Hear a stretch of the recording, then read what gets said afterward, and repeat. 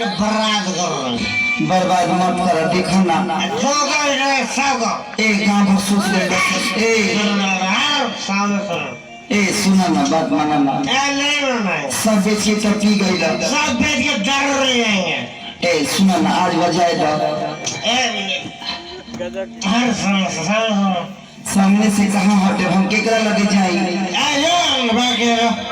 बाप की क्या कर जाए तारे से हाथ बानू धराले बड़े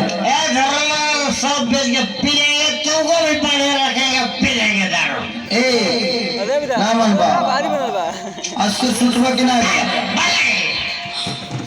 बात माना ना सुत जा नहीं लगेगा तुझे सा ए थोड़ा मजा है दादी बाप ए जय जाना ए ना मन बा नहीं मन गई